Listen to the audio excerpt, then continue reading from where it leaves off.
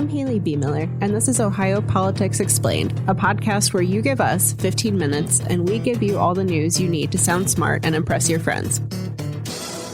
Welcome back to Ohio Politics Explained, and happy day after the primary.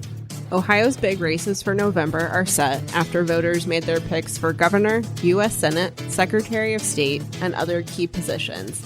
Some of the primaries were just a formality, but a couple of them were quite competitive.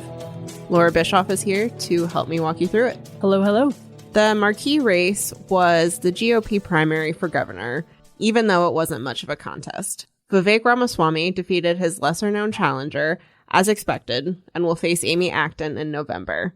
Former Senator Sherrod Brown also cleared an easy primary hurdle, setting up his race against Senator John Husted. How are Republicans and Democrats feeling about these races? Well, I would say that Republicans are a little more nervous than they'd normally be in statewide elections because the polls show that the race between Sherrod Brown and John Husted and the race between Vivek Ramaswamy and Amy Acton is, pretty competitive, which is surprising given that Ohio is a pretty red state now, one that Donald Trump won 3 times, including the last time by 11 points. Yeah, and this is going to be a tough year for Republicans, especially nationally. Trump's approval ratings are quite low. There's a lot of frustration over the economy, cost of living. The war in Iran, at least for now, is continuing and is not popular. And certainly the impact it's having on gas prices is really not popular. I don't know if Ramaswamy is going to feel the effects of that as much as Husted will, since Husted is the one in Washington right now. But, I feel like Ohio has seen dynamics like this before, and it hasn't necessarily gone well for Republicans. Yeah, it kind of goes back to the old saying of it's the economy, stupid. These are economic issues that will be weighing on voters' minds. I will say that although the polls are close, the general election is months away and millions to go. We're going to see an enormous amount of money spent trying to persuade voters one way or another. Yeah, for sure. It's a lifetime from now. Now, I want to give some love to the down ticket primaries because they were more interesting in some ways.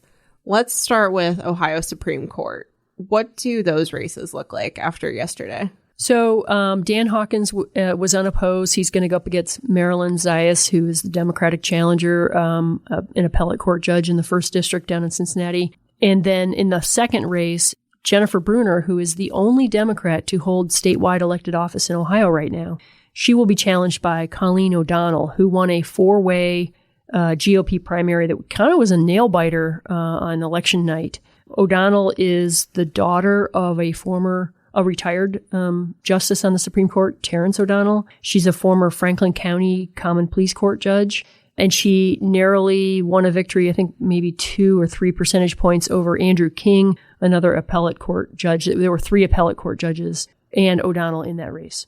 I feel like state Supreme Court races don't always get the most attention, but what do you feel like the stakes are for it this year, especially when, as you noted, there's only one Democrat on the bench and could be 0 by the end of the year?